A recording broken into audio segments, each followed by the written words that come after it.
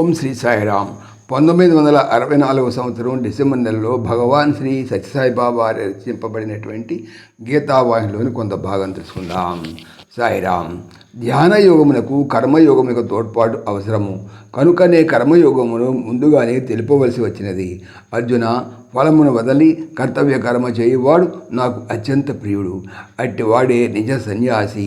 అంతేగాని అగుణలను వదలి పని పాటలను మాని పరమ సోమరుల వలె తిని నిద్రించి ఇంద్రియ విషయములను ఆశిస్తూ కుంభకర్ణుని సోదరులైన వారు నాకు ఏనాటికి ప్రియులు కారు.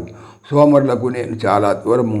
సంకల్పములను సన్యసించని వాడు ఎన్ని సాధనలు చేశానో యోగి కాలేడు.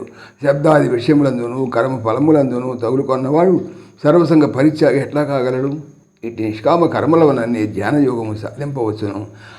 అజ్ఞావర్తి కాని చిత్తమే తనకు పరమశత్రువుగా మారును. కనుక నీవు జితేంద్రుడు కమ్ము, ఏకాంతవాసము చేయము, చిత్తేంద్రియములను వశపరుచుకొనము. కళ్ళెములైన గుర్రము, కాడిపెట్టనివని ఎద్దు, ఇంద్రియముల వశము చేసుకోలేనటువంటి సాధన నీరు లేని నది వంటిదే నిష్ప్రయోజన కర్మలు.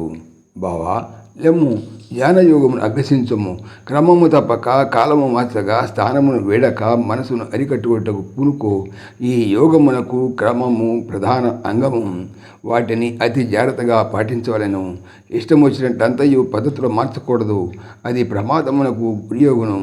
అతిగా తిని ఆయాసపడువానికి, తిండే తినక దేహమును కృషింపజేయువానికి, అతిగా నిద్రించువానికి, అసలే నిద్రలేక నిరంతరము మెలుగుతో ఉండువానికి, అనుకూలమును బట్టి ధ్యానమును ఆచరించువానికి, అనగా నేడు ఏ పని లేదని ఆనాడు ఎక్కువ కాలము, రేపు అతి పని కలదని ఆనాడు ఏదో శాస్త్రముగా జరుపువాడు, కామక్రోధాది షడ్గుణములను విచ్చలవిడిగా ఉపయోగించువానికి, తల్లిదండ్రుల యొక్క హృదయములను హింసించువారికి, మాతృదేవి హృదయమును సంతృప్తి చేయని వానికి, వీటన్నిటికంటే అతి ముఖ్యమైనది భగవంతుని యందు కానీ లేక ఎవరిని గురువుగా దైవముగా భావించి హృదయములను అర్పితము చేసేతవో అట్టి వాళ్లపై సంశయములు అవిశ్వాసములు ప్రదర్శించువానికి ఎన్ని యుగముల ధ్యానం చేసిన ఫలసిద్ధి కాజాలదు.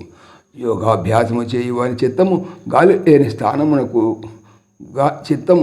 గాలి లేని స్థానమున దీపము ఉండినట్లు నిశ్చలముగా ఉండవలెను.